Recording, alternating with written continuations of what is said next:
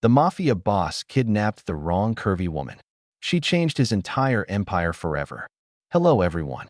Before we begin today's story, I have a small favor to ask. Please hit the subscribe button and turn on the notification bell so you never miss our channel's new videos. It is quick, it is free, and it is the best way to support us in bringing you more dramatic and emotional stories like this one. Your support truly means the world to us. And tell me, where are you watching from today? Drop your city or country in the comments below. Thank you very much. Now, let us go back to our main character. He thought he was kidnapping a woman who could destroy his empire. Instead, he had just stolen the only person who could save it. Emily Carter had exactly $12 in her wallet, a half-finished iced coffee in the cup holder, and a shopping list taped to the dashboard of her aging blue sedan. Her biggest concern that Thursday afternoon was whether the grocery store would still have her favorite peach pie on sale before the weekend rush. She hummed along with an old country song, drumming her fingers against the steering wheel as late summer sunlight spilled across the highway outside Nashville. Nothing about the day hinted that her ordinary life was about to disappear forever. A black SUV merged behind her at the last traffic light. Then another. Emily noticed them only because both vehicles made the same turn she did. She laughed to herself, convinced she was imagining things after watching too many crime documentaries. "Get it together, Emily," she muttered with an embarrassed smile. "Nobody's following a woman who buys discount cereal." The joke made her grin until the first SUV suddenly eased beside her. The tinted passenger window lowered only an inch before rolling back up. No one looked at her. No one waved. Yet a strange chill settled across her shoulders. At the next intersection, a delivery truck unexpectedly stopped across both lanes, forcing every car to brake. Before Emily could reverse, another SUV quietly blocked the road behind her. Her heartbeat stumbled. She searched for her phone, but before her fingers reached it, a calm voice came through her open driver's window. "Miss, please stay calm. Step out of the vehicle." She turned toward the speaker. Three men stood a few feet away, dressed in tailored dark suits instead of masks or uniforms. Their expressions weren't angry.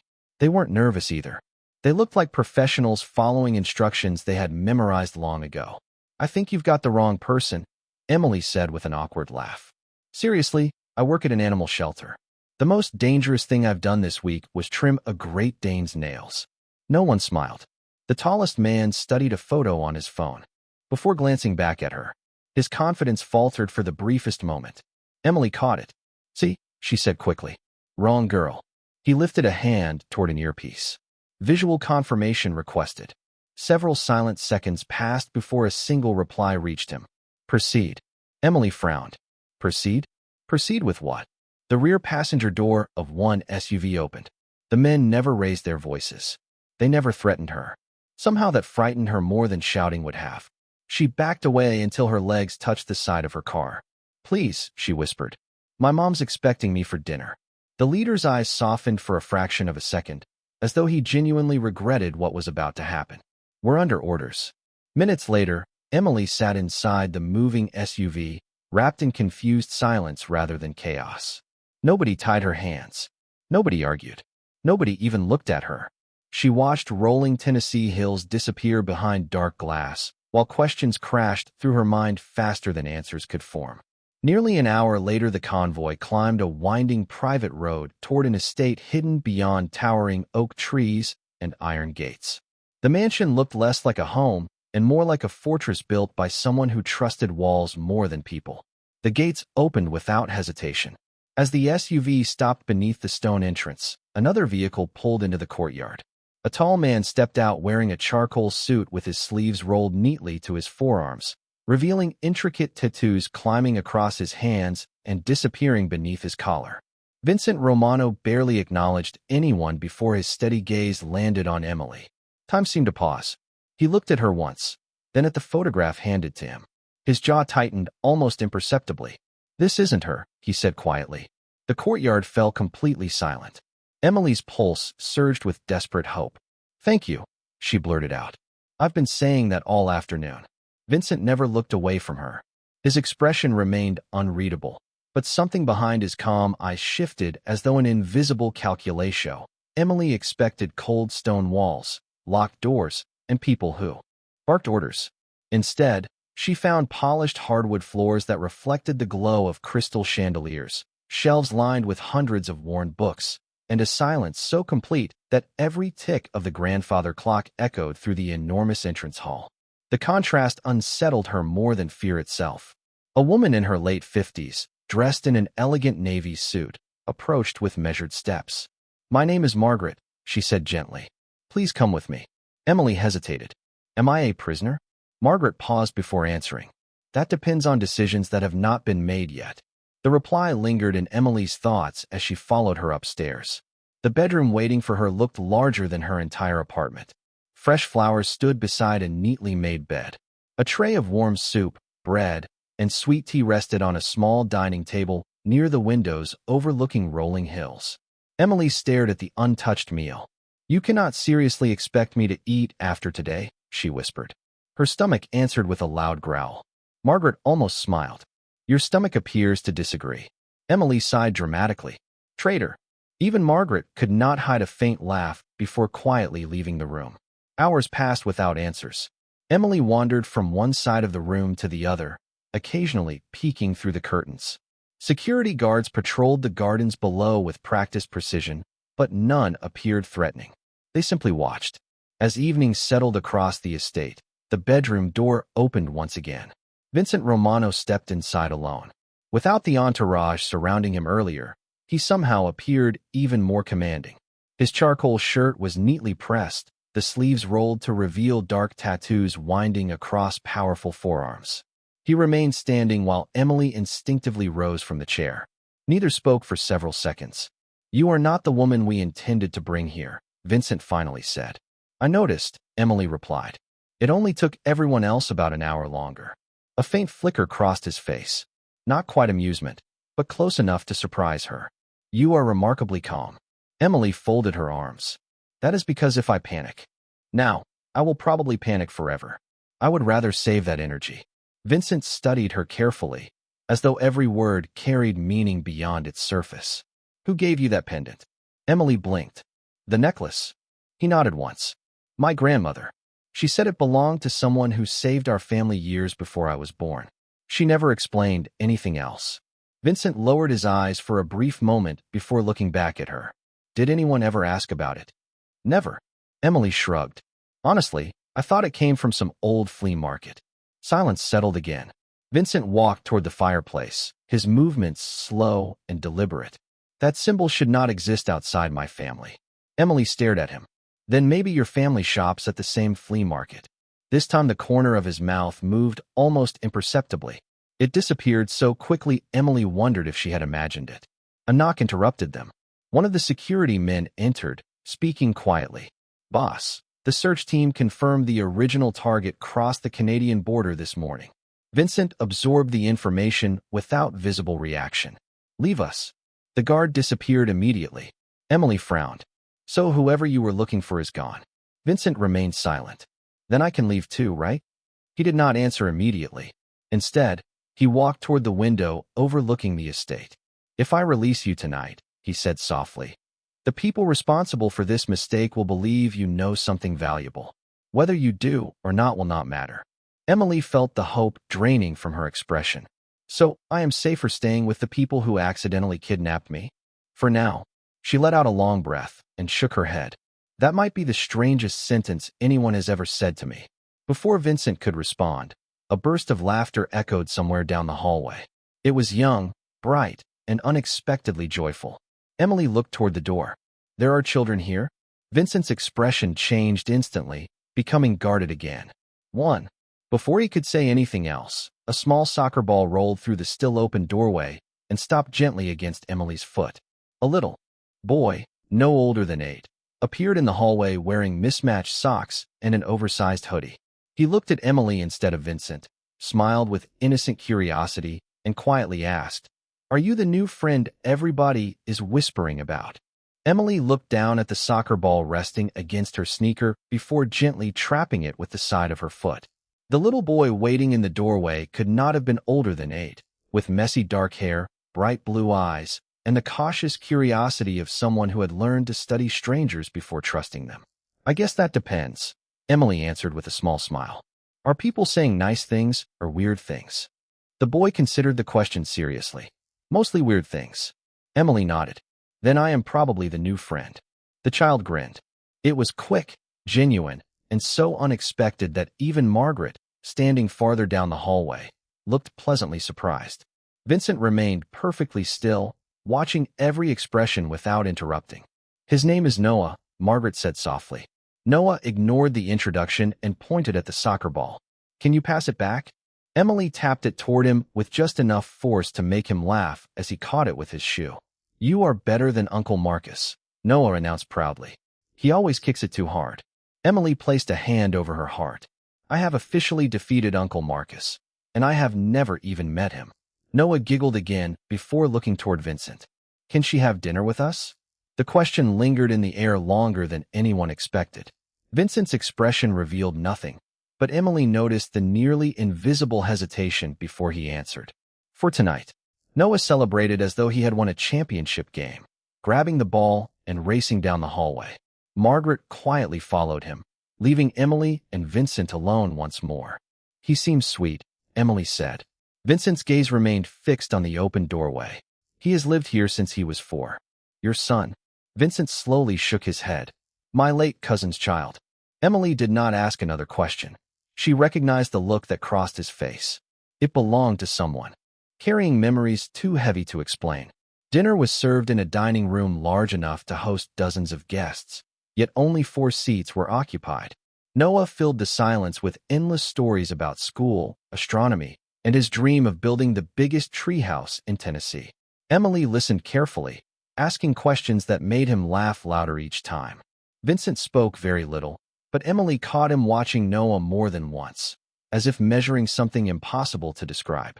Halfway through dessert, Noah accidentally knocked over his glass of lemonade. The liquid rushed across the polished table. I am sorry, he whispered, freezing in place. Emily reacted first, grabbing her napkin before anyone else could move. Congratulations, she announced. Noah blinked in confusion. For what? You have officially made this table look lived in. She smiled while wiping the spill. Now I do not have to feel bad if I drop something too. Almost on cue, her own spoon slipped from her fingers and landed with a loud clink on the floor. Noah burst into laughter so hard he nearly slid out of his chair. Even Margaret covered her smile. Vincent quietly reached down, picked up the spoon, and handed it back without saying a word. Their fingers brushed for only an instant before Emily murmured, "Thank you." His eyes met hers briefly, calm but thoughtful. Much later that evening, after Noah had gone upstairs, Vincent entered his private study. Marcus was already waiting beside the fireplace. The investigation is finished, Marcus reported. Emily Carter has no criminal history, no financial connections, no known ties to organized crime. She really is exactly who she appears to be. Vincent stared at the silver pendant resting on his desk. That is what concerns me. Marcus frowned. You think someone created a perfect cover? Vincent answered quietly. Or someone spent decades hiding the truth. Before Marcus could respond, the estate security system chimed softly. One of the guards hurried into the study carrying a sealed envelope that had just arrived through the front gate with no return address. Vincent opened it carefully. Inside was a single photograph. It showed Emily as a little girl standing beside her grandmother at a county fair, the familiar silver pendant hanging around her neck. Written across the bottom in neat black ink were 7 chilling words. She must never remember who she really is. Emily barely slept. Every time she closed her eyes, she saw the mysterious photograph she had never actually seen, the unanswered questions surrounding the silver pendant, and Vincent Romano's unreadable expression. Before sunrise, she wandered onto the east terrace, wrapped in a light sweater as cool Tennessee air drifted across the endless gardens. Dew shimmered on perfectly trimmed hedges, while songbirds welcomed the morning as though the estate carried no secrets at all. She leaned against the stone railing and whispered to herself, "There has to be a perfectly normal explanation for all of this. That would certainly make my week easier." Vincent's calm voice came from behind her. Emily turned, startled enough to laugh at herself. "Do you always appear out of nowhere?" "Only when people believe they are alone." She folded her arms. "That is either comforting or incredibly unsettling." "I have heard both."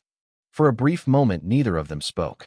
The silence felt different now, less like suspicion and more like two strangers trying to solve the same impossible puzzle.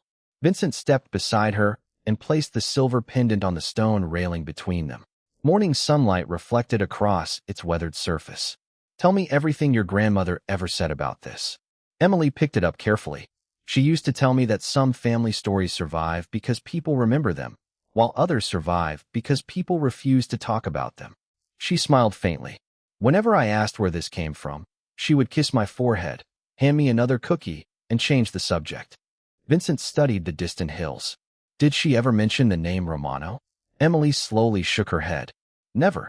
Before he could respond, Noah's excited voice echoed across the courtyard. Emily. The little boy came running with a folded paper airplane in his hand. Look, I finally made one that flies straight. Emily immediately crouched beside him. That deserves scientific testing. Noah launched the airplane across the terrace. It glided gracefully before landing near the fountain. He cheered with genuine delight. Vincent watched quietly. Noah rarely approached unfamiliar people so quickly. Even Margaret noticed it from the doorway, exchanging a thoughtful glance with Marcus. He trusts her, Marcus murmured. Margaret nodded. Children often notice what adults overlook. Their peaceful morning lasted only seconds longer. A security guard hurried toward Vincent with controlled urgency, holding a tablet computer. Boss, there is something you need to see. Vincent accepted it without comment. The screen displayed live security footage from the front entrance recorded less than 15 minutes earlier. A flower delivery truck had stopped briefly outside the estate gates before driving away. Nothing unusual, except no flowers had ever arrived. Instead, someone had carefully left a single white envelope on the stone pillar before disappearing. Marcus opened the envelope while everyone watched. Inside rested a small pressed wildflower taped beside a handwritten note. Vincent read the message silently. His expression did not change, but Emily noticed his fingers tighten almost imperceptibly around the paper. What does it say? She asked. He looked directly at her. It says our guest remembers more than she realizes. Emily frowned.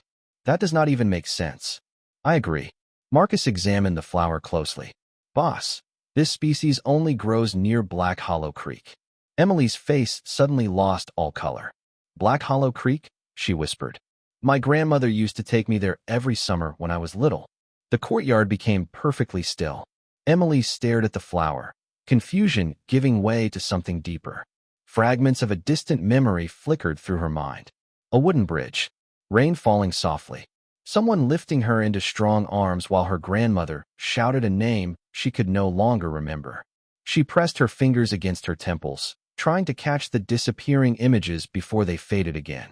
Then, almost without thinking, she whispered two words that made Vincent freeze where he stood. Find Gabriel. Vincent did not ask Emily why she had spoken the name Gabriel. He simply watched her with the quiet intensity of a man who had learned that the smallest details often carried the greatest truth. Emily looked equally confused. I do not know where that came from, she admitted softly. It just slipped out. Marcus exchanged a cautious glance with Margaret. Boss, there has never been anyone named Gabriel connected to the Romano family records. Vincent remained silent for several long seconds before folding the mysterious note and placing it inside his jacket. Search every archive we own, he instructed. Public records, private files, family journals.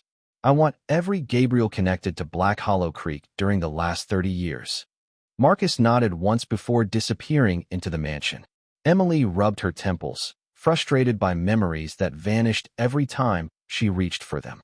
I feel like someone keeps opening a door in my head and slamming it shut before I can see what is inside. Vincent studied her expression carefully. Memory does not disappear without a reason. That is supposed to make me feel better? She asked with a tired smile. No. His answer came so honestly that Emily laughed despite everything. You really are terrible at comforting people. I have never claimed otherwise. Noah suddenly burst onto the terrace, carrying an oversized cardboard box almost as wide as his shoulders. Emily, I found the old kites in the attic. He dropped the box onto the stone floor with dramatic satisfaction before pulling out a bright red kite decorated with faded stars. Nobody wants to fly these anymore. Emily crouched beside him. Then today sounds like a very good day to change that. Within minutes, the quiet lawn behind the mansion became an unlikely battlefield between tangled string, unpredictable wind, and Emily's complete lack of kite-flying talent. The first attempt ended with the kite spinning directly into a rose bush. The second crashed gently into a marble bench. Noah laughed so hard he could barely stand. "You said you knew how?" Emily placed both hands on her hips with exaggerated confidence. "I said I believed in myself. That is completely different." Even several security guards exchanged amused smiles while pretending not to watch. Standing beneath the shade of an old oak tree, Vincent observed the scene without speaking. Noah had not laughed this freely since arriving at the estate years earlier. Margaret quietly joined him. "He has smiled more in 2 days than he has in the last 2 months." Vincent kept his eyes on the lawn. "I noticed." Margaret hesitated before asking, "What happens when she leaves?"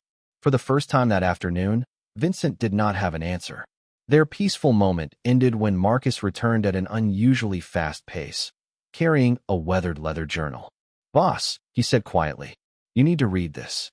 Vincent opened the fragile book with great care. The pages contained handwritten entries from his grandfather dating back nearly 3 decades. One paragraph had been marked with blue ink.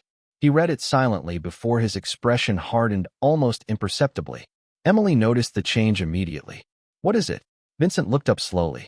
"My grandfather wrote about a woman who disappeared after saving his life." Emily's heartbeat quickened. "Who was she?" Vincent turned the journal toward her. Attached to the page was a faded photograph. Time had stolen most of its color, but one detail remained unmistakably clear.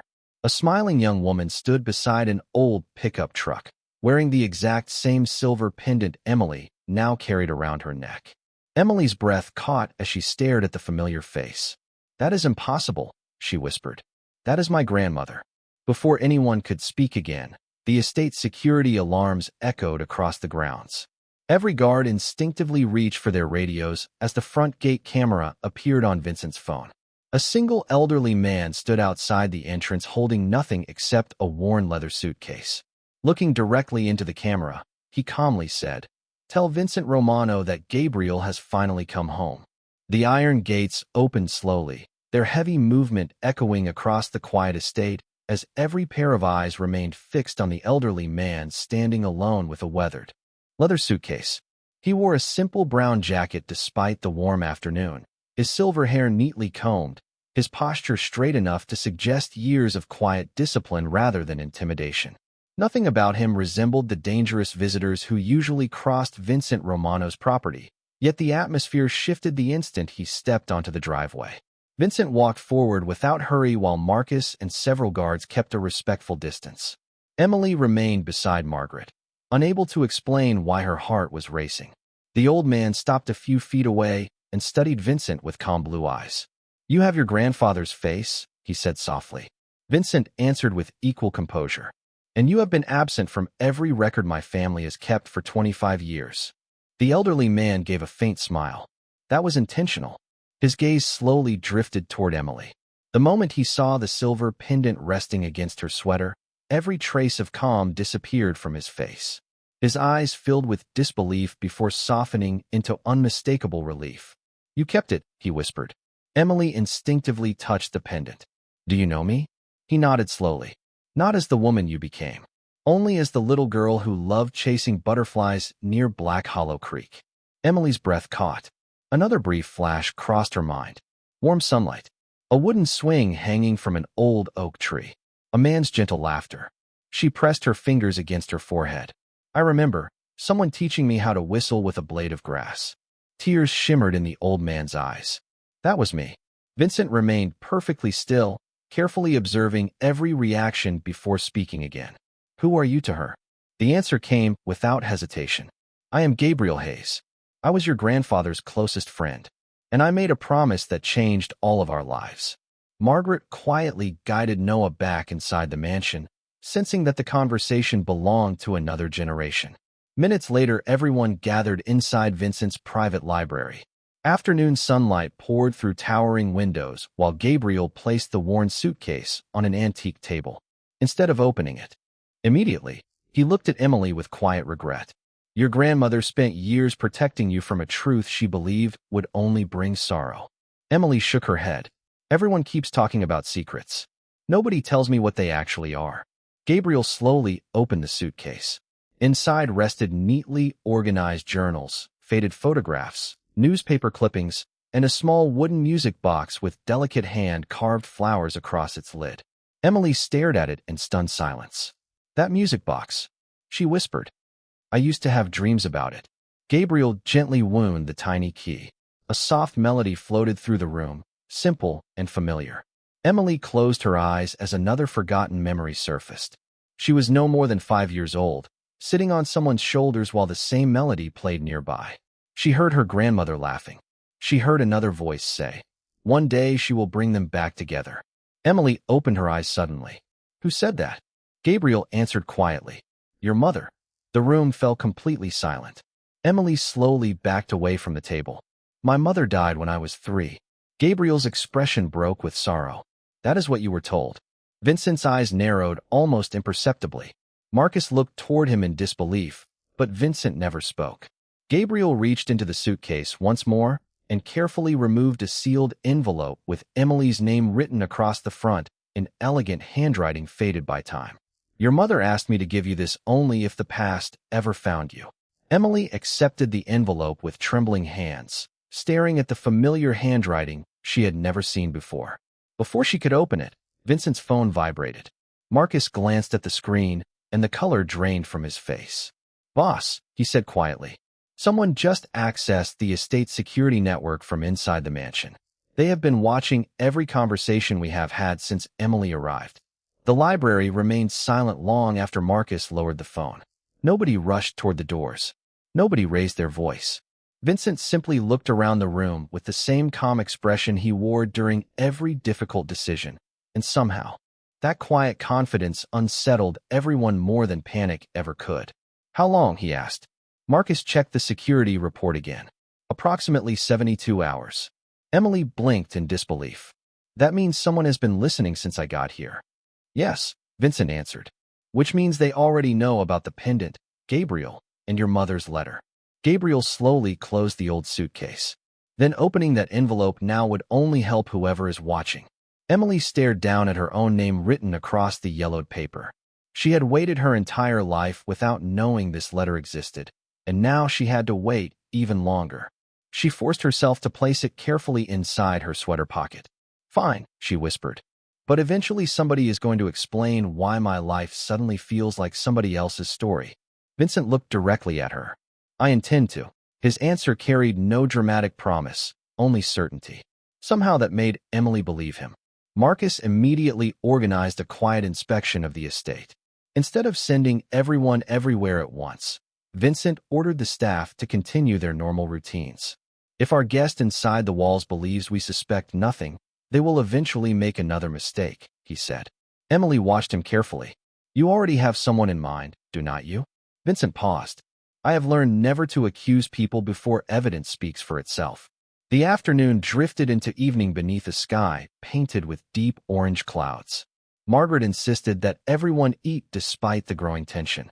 Noah spent dinner describing a science experiment involving baking soda, food coloring, and what he proudly called a volcanic masterpiece. Emily listened with genuine interest, asking questions that made him beam with excitement. When Noah accidentally described lava flowing through the kitchen last month, Margaret covered her face while Vincent quietly admitted, he is leaving out the part where I spent 3 hours cleaning the ceiling. Emily laughed so unexpectedly that she nearly dropped her fork. You cleaned it yourself? Vincent gave a small nod. It seemed educational.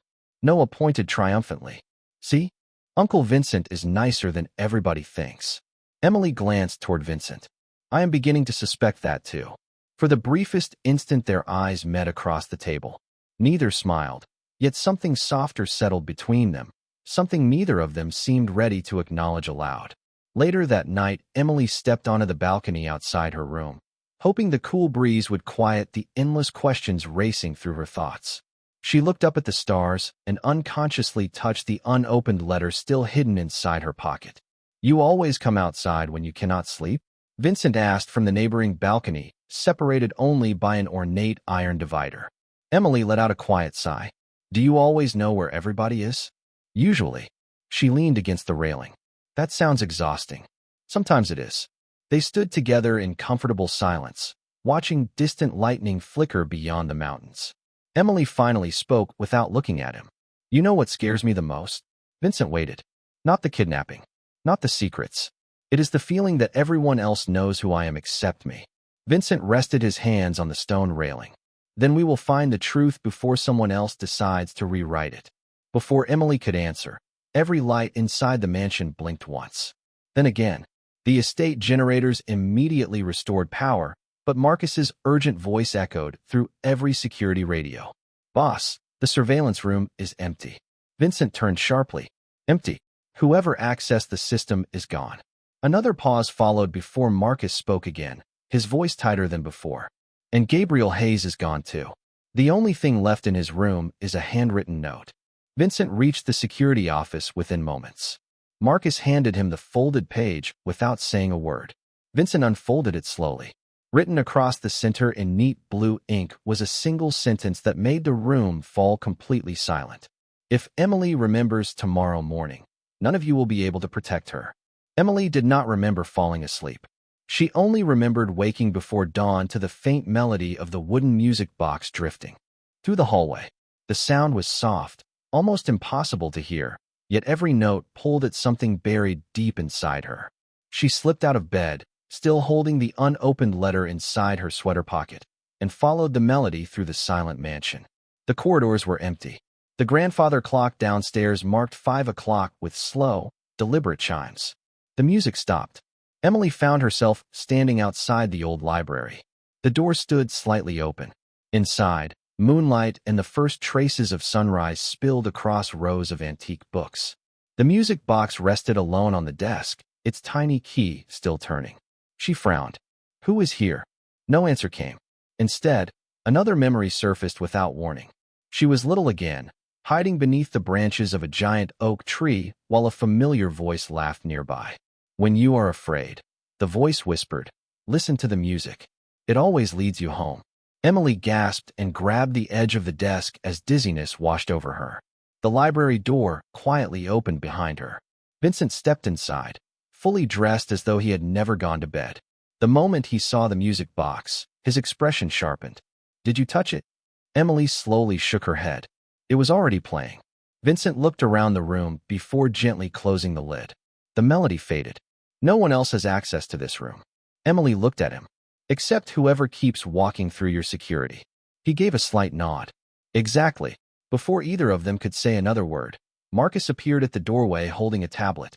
Boss, we recovered footage from a backup server that was never connected to the main system. Vincent motioned for him to continue. Marcus placed the tablet on the desk. Grainy black and white footage filled the screen. It showed Gabriel entering the library shortly after midnight. He walked directly to the music box, wound it carefully, then looked straight toward the hidden camera. Instead of leaving, he spoke quietly. Although there was no audio, his lips moved slowly enough for Emily to recognize every word. She instinctively read them aloud. Do not let her open the letter until she remembers the bridge. Vincent looked at her immediately. How did you know what he said? Emily blinked in surprise. I do not know. It just felt obvious. Marcus exchanged another uneasy glance with Vincent. There is more. He advanced the recording by several minutes. A second figure entered the library wearing an estate maintenance jacket and baseball cap. The face remained hidden beneath the brim, but Gabriel greeted the person as though they had known each other for years. The stranger accepted a small object from Gabriel before quietly disappearing through a concealed passage behind one of the bookcases. Emily stared in disbelief. There is a hidden hallway inside this room. Vincent walked to the bookshelf and carefully examined its carved wooden frame. His fingers paused against an almost invisible brass latch. With a quiet click, part of the wall slowly swung inward, revealing a narrow stone passage descending beneath the mansion. Cool air drifted upward, carrying the scent of damp earth untouched for decades. Noah's small voice suddenly echoed from the hallway behind them. Uncle Vincent. Everyone turned at once. Noah stood holding a crumpled sheet of paper. I found this under my bedroom door. Vincent accepted it carefully. The childish drawing on the front showed a bridge, a music box, and a little girl wearing a silver pendant. Written beneath the picture in careful block letters were 8 simple words that made Emily's heart stop. The bridge is waiting. Come alone before sunset. Vincent folded the drawing with deliberate care before handing it back to Noah. Thank you for bringing this to me, he said quietly. Noah looked from Vincent to Emily with worried eyes. Is somebody playing another puzzle game? Emily forced a reassuring smile and knelt beside him. Maybe, but grown-ups are not always very good at puzzles. Noah thought for a moment before slipping his hand into hers. You always figure things out. The simple confidence in his voice caught Emily completely off guard. She squeezed his hand gently before Margaret led him back upstairs, leaving the adults alone with the growing mystery. Marcus broke the silence first. Boss, this has to be a trap. Of course it is, Vincent replied. The question is whether it is also an opportunity. Emily stared at the drawing again. The bridge looked strangely familiar. Every line awakened another faint fragment buried somewhere beyond her reach. I think I have been there, she whispered. I just cannot remember why. Vincent watched her carefully. Then you are not going alone. Emily looked up. The note specifically says I have to. The note does not make decisions for me. His calm certainty left little room for argument. Emily sighed. Has anyone ever told you that you are impossible? Frequently. Do you ever listen? Rarely. She could not stop herself from smiling. That answer was somehow exactly what I expected. Marcus cleared his throat, interrupting the moment. We still have several hours before sunset. We can prepare. Vincent nodded once before leading everyone into the hidden stone passage beneath the library. The narrow corridor stretched beneath the mansion like a forgotten chapter of history. Old lantern brackets lined the walls, and faded family crests had been carved into the stone generations earlier. Emily ran her fingertips across one of them without thinking. Suddenly, another memory rushed through her mind. She was very young, standing inside this exact passage while someone lifted her into strong arms. She heard her grandmother's trembling voice. Please promise me she will never come back here. Another voice answered softly. Only if there is no other choice. Emily stopped walking. Her breathing became uneven. Vincent immediately noticed. What happened? I have been here before, she whispered. Not recently. When I was little. Marcus looked stunned. That is impossible. The tunnel has been sealed for more than 20 years. Emily slowly shook her head. Maybe not completely. At the end of the passage, they discovered an old wooden door opening onto the forest beyond the estate. Fresh footprints marked the damp ground outside. Vincent crouched briefly, studying them. One person, he said. Walking, not running. Marcus frowned. Gabriel. Vincent stood without answering. The tracks disappeared toward Black Hollow Creek. By late afternoon, the sky had turned silver with approaching rain. Vincent prepared a single black SUV while Marcus quietly positioned additional vehicles farther away, careful to remain unseen. Emily noticed the arrangement immediately. You are pretending to follow the instructions. Vincent opened the passenger door for her. I have no intention of sending you anywhere alone. She hesitated before getting inside. You know, a week ago my biggest problem was deciding whether to repaint my apartment. Vincent started the engine. Do you regret getting into the wrong car? Emily looked out the windshield as light rain began tapping against the glass. I regret a lot of things. Meeting Noah is not one of them. Vincent glanced toward her for the briefest moment before returning his attention to the road. Neither of them realized how much that answer meant until silence settled comfortably between them. 20 minutes later, the SUV reached the old wooden bridge spanning Black Hollow Creek. Mist drifted above the water while ancient oak trees surrounded the clearing. No one appeared to be waiting. Emily stepped out slowly, her pendant resting against her jacket as the familiar melody from the music box suddenly echoed through the trees. She turned toward the sound instinctively. Standing alone at the center of the bridge was a woman in a pale gray coat, holding the matching half of Emily's silver pendant. The stranger smiled gently and spoke the words that shattered everything Emily believed about her past. Hello, sweetheart. I have waited 25 years for you to remember me. Emily felt the world fall completely silent. The rain, the wind moving through the trees, even the distant creek beneath the bridge seemed to disappear as she stared at the woman holding the matching silver pendant. She looked no older than her early 50s, with kind green eyes that shimmered with restrained emotion and familiar features that tugged painfully at memories Emily still could not fully reach. Vincent stepped forward instinctively, placing himself half a step closer to Emily without blocking her view. His movement was subtle, almost invisible, yet Emily noticed it immediately. He was not trying to control her. He was making sure she always had a choice. The woman smiled sadly. "You still stand in front of people when you think they might be in danger," she said to Vincent. "Just like your grandfather." Vincent remained composed. "Tell me who you are." She gently raised the broken pendant. "My name is Claire Hayes. I was Elizabeth Carter's younger sister." Emily's breathing caught. "My grandmother never told me she had a sister." Claire nodded.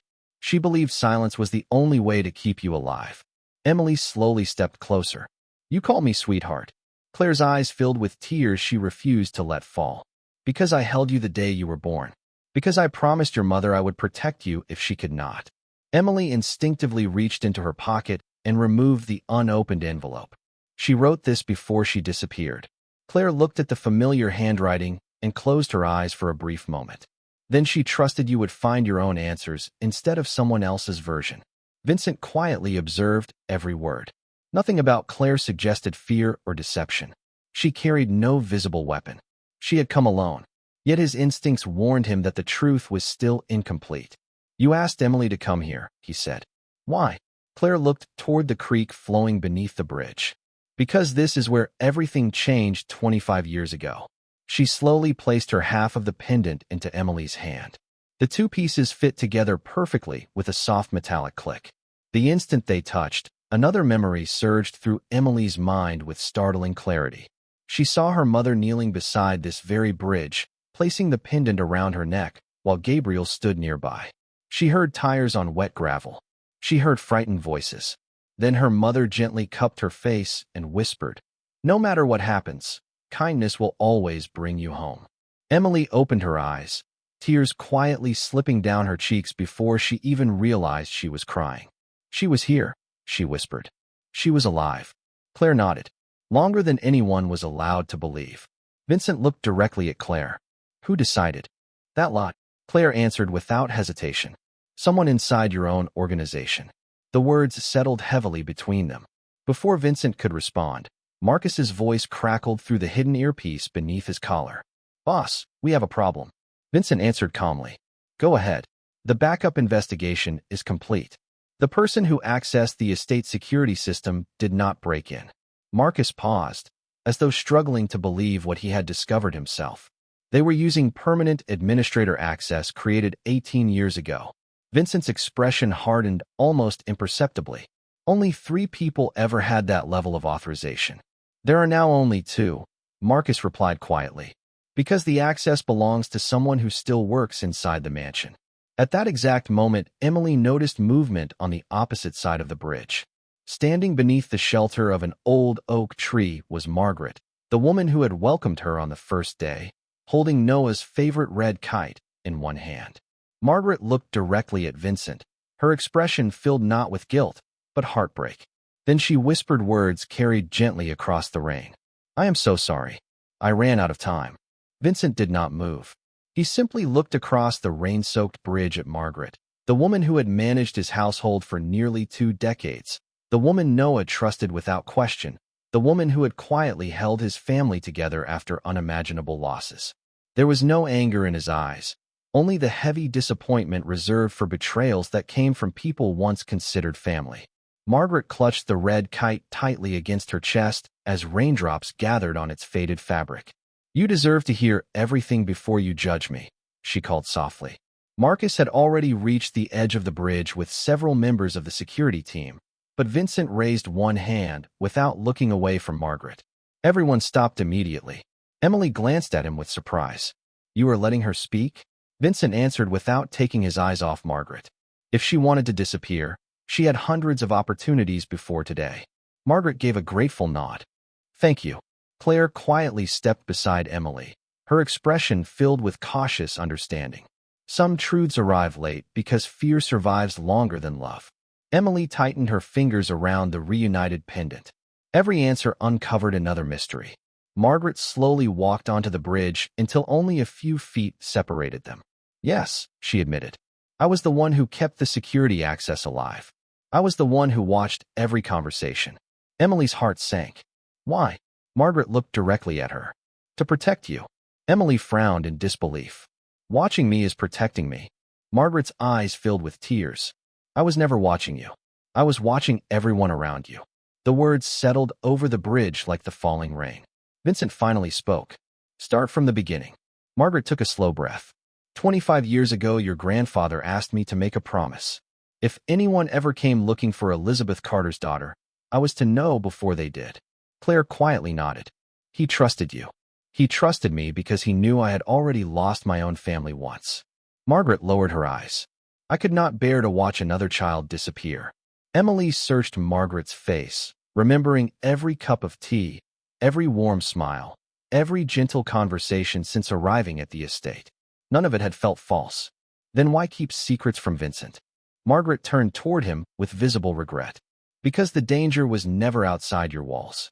Vincent remained silent. She continued. Someone has been building influence inside your organization for years, patiently replacing loyal people without attracting attention.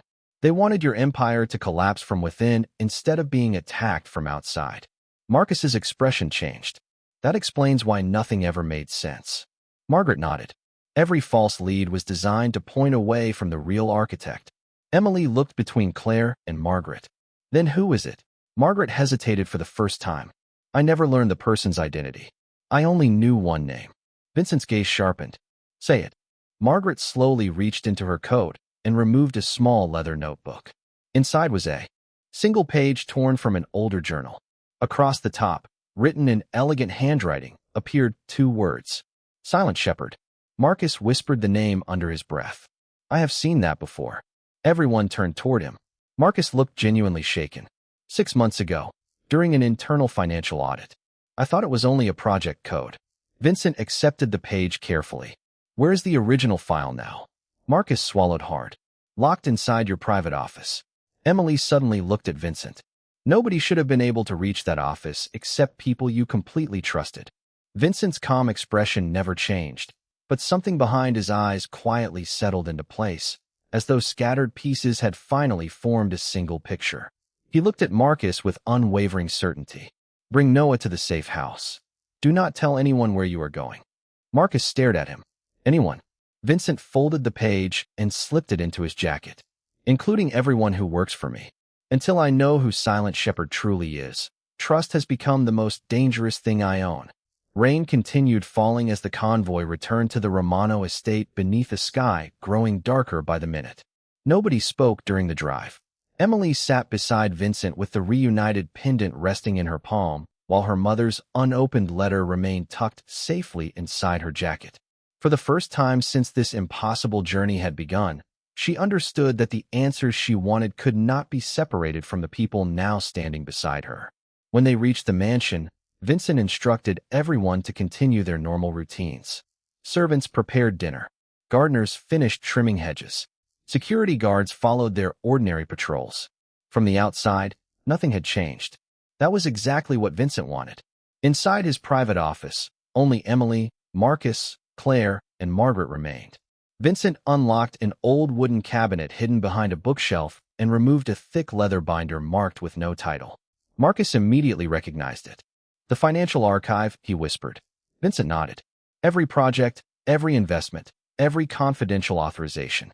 My family has approved during the last 30 years. Emily quietly watched him place the binder on the desk. Instead of opening it himself, Vincent slid it toward her. Marcus looked confused. Boss. Vincent never looked away from Emily. Fresh eyes notice what familiar ones overlook. Emily blinked. I organize adoption paperwork at an animal shelter. I do not investigate criminal networks. Exactly, Vincent replied. You search for families instead of enemies. Emily hesitated before opening the binder. Page after page contained business records, signatures, property purchases, and handwritten notes that meant nothing to her at first. Then she stopped. A tiny symbol appeared beside several approved projects. It looked almost identical to the flower Gabriel had left inside the mysterious envelope. Emily frowned. Why does this mark keep showing up? Marcus leaned closer. I never paid attention to it. Vincent studied the page carefully. Neither did I. Emily turned another page. Then another. The same symbol appeared again, always beside projects approved personally by Vincent's late father. This cannot be random, she whispered. Claire stepped closer. That flower grows near Black Hollow Creek. Emily's eyes widened. Not only there. She pointed toward a faded invoice. My grandmother used to press flowers inside recipe books. She told me people used them as quiet signatures long before computers existed. Vincent's expression slowly changed. Not signatures, he corrected. Messages. Emily quickly spread several pages across the desk, arranging them side by side. Suddenly the pattern became obvious. Every project carrying the flower symbol had eventually been sold, abandoned, or quietly transferred to anonymous owners. Marcus stared in disbelief. Someone has been moving pieces of the Romano Empire for decades. Vincent folded his arms. Without anyone noticing. Emily looked up slowly. Silent Shepherd was never destroying your empire. Everyone turned toward her. They were rebuilding it from the inside until only the parts they controlled remained. The room fell silent. Margaret closed her eyes. That is why every false trail ended nowhere. Vincent finally allowed himself a faint smile, not because the danger had passed, but because the puzzle had finally begun making sense. You just found what experienced investigators missed for years. Emily shrugged awkwardly. Honestly, I was only looking for flowers. Before anyone could respond, Noah ran into the office carrying the wooden music box. Uncle Vincent, he called happily. It started playing all by itself again. The melody filled the room before anyone touched it. Claire's face lost all color. No, she whispered. It only plays by itself. When? She never finished the sentence because every phone inside the office vibrated at the exact same moment. Vincent looked down at his screen.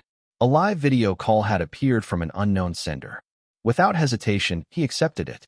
The screen revealed a well-dressed man sitting alone inside Vincent's private conference room somewhere else in the mansion. He calmly poured himself a cup of tea before looking directly into the camera with an almost friendly smile. Good evening, Vincent, he said. Thank you, Emily. You solved the final piece much faster than I expected. Now perhaps it is finally time for us to meet. The office remained perfectly still as the stranger's image filled every screen. He looked more like a respected university professor than the invisible architect who had quietly reshaped one of the most powerful organizations in the country. His silver suit was immaculate, his posture relaxed, and his voice carried the calm confidence of a man who had waited years for this exact conversation. My name is Daniel Mercer, he said. Although your grandfather knew me by another name. Vincent never blinked. Silent Shepherd. Daniel inclined his head. An unfortunate nickname, but an accurate one. Emily watched Vincent carefully. There was no anger in his face, only the disciplined focus of someone separating truth from emotion one sentence at a time. Why? Vincent asked. Daniel smiled sadly. Because empires built on fear always collapse. I simply believed yours deserved a chance to become something better before someone far crueler destroyed it. Claire quietly closed her eyes. He is telling the truth, she whispered. I met him once, many years ago. Daniel continued. Your grandfather wanted the same future. We disagreed only on timing. He believed your family could change from within. I believed the old system would never surrender willingly. Emily suddenly remembered her mother's words beside the bridge. Kindness will always bring you home. She reached into her jacket and finally removed the unopened letter. I think it is time, she whispered. Vincent nodded once. Emily carefully broke the seal. Inside rested a single handwritten page. Her mother's elegant handwriting flowed across the paper. My dearest Emily, if you are reading this, then the past has finally caught up with you. Do not waste your life searching for revenge, because revenge only teaches the next generation how to keep hurting. Find the people who still choose kindness when fear would be easier. They are your real family. If one day you meet a man carrying the weight of an empire on his shoulders, remind him that protecting people is greater than controlling them. Emily lowered the letter slowly. Tears filled her eyes, but this time they carried peace instead of confusion. Vincent looked at her without speaking. She stepped toward him and gently placed the letter into his hands. She was talking about you. Silence settled over the room. Daniel's voice returned through the screen. Everything I transferred over the years can be returned with one authorization. The companies, the properties, the accounts. They have all been preserved, never stolen. I was waiting for someone worthy of receiving them. Marcus stared in disbelief. You protected the empire? Daniel shook his head. No, I protected its future. Vincent remained quiet for several long moments before making the simplest decision of his life. Keep the transfers exactly as they are, he said. Every person in the room looked at him with surprise. The old empire ends today. Every legitimate business stays. Everything else is finished. Daniel smiled for the first time. Then your grandfather was right after all. The screen quietly went dark. Months passed.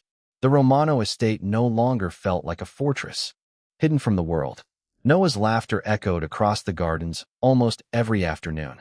Margaret supervised community events instead of secret security systems. Claire restored old family records that had nearly been forgotten forever.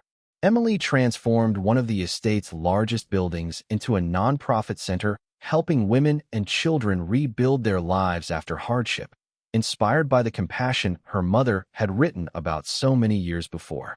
Vincent invested every remaining resource into schools, local businesses, and charities rather than expanding fear. One warm autumn evening, they stood together on the same wooden bridge where so many answers had finally found them. The creek flowed peacefully beneath golden leaves drifting across the water. Vincent reached into his pocket and held out a small velvet box. Inside rested a simple vintage ring that had once belonged to his mother. I spent my life believing strength meant never needing anyone, he said quietly. You proved that real strength is choosing someone every single day. Emily Carter, would you spend the rest of your life reminding me who I am supposed to be? Emily laughed through